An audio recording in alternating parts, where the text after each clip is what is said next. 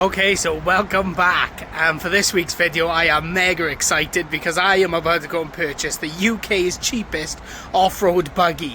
Now, how do I know it's the UK's cheapest off-road buggy? Well, because I've searched Facebook Marketplace, Gumtree and eBay with a radius scan in the whole country, and I have not found another one on all three of those sites within 300-400 miles of my home for anywhere near the price that I am about to pay for this off-road buggy.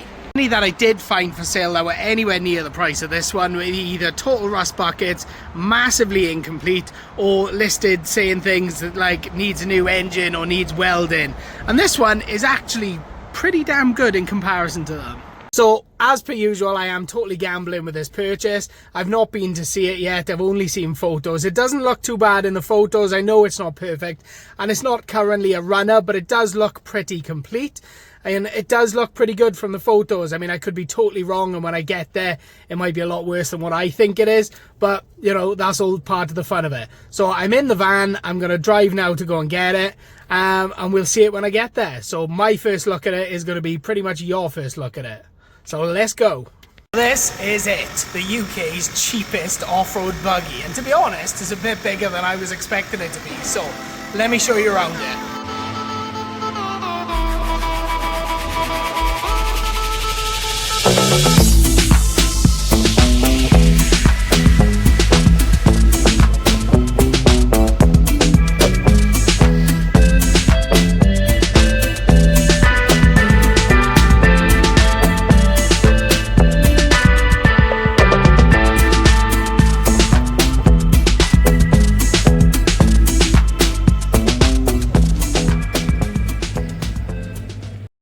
Now, what you're looking at here is an Amis Kennedy, specifically the AK30SX model. Now, the AK30SX model would be running a Honda GX390 engine as standard. Now, a GX390 engine is the kind of motor you'd find in a high power pressure washer or a decent petrol generator. What's actually sitting in the back of this thing is the engine from a Honda CB500. So getting that thing running in this cart will make it a whole different animal.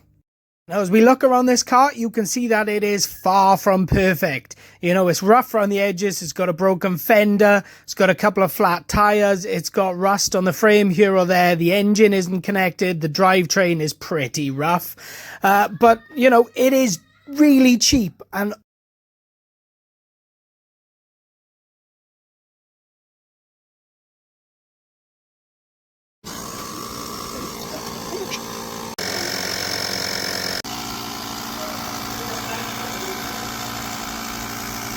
so after getting some air in the tyres to make it easier to move and using a lot of brute force, I managed to just about squeeze it in my van and get it home. Well, safe to say getting it loaded was one hell of a struggle, and I managed to break the rear door latch in the process, so now my rear doors won't open from the outside. So not quite sure how I'm going to get it off, and to be honest, I don't even know where I'm going to put the damn thing in a minute.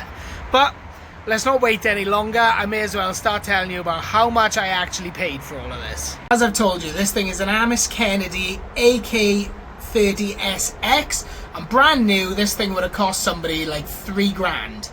They don't make these things anymore, so they are pretty rare. I have seen a couple for sale on eBay and Facebook, but they are the smaller one, which is the AK20, and they are in really good running order, and they're going for about 1,200 quid. So if I told you that I got this for less than a tenth of that price, it's starting to look like a bargain, right?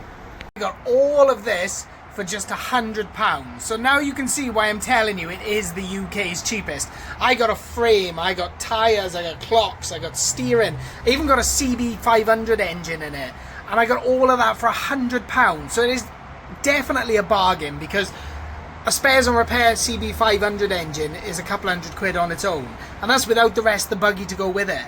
Now, regular viewers of this channel might be thinking I'm a bit mad, or they might be thinking, Sam, why on earth are you buying another project when you haven't fixed your bikes, you haven't fixed the Lupo? Well, there's a couple of reasons why. Firstly, did I mention it was cheap?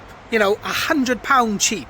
And obviously having more projects means I can make more content, and hopefully this will be some exciting content, and it's going to be a lot more challenging than my normal buy it, fix it, clean it, sell it projects that I've done so far.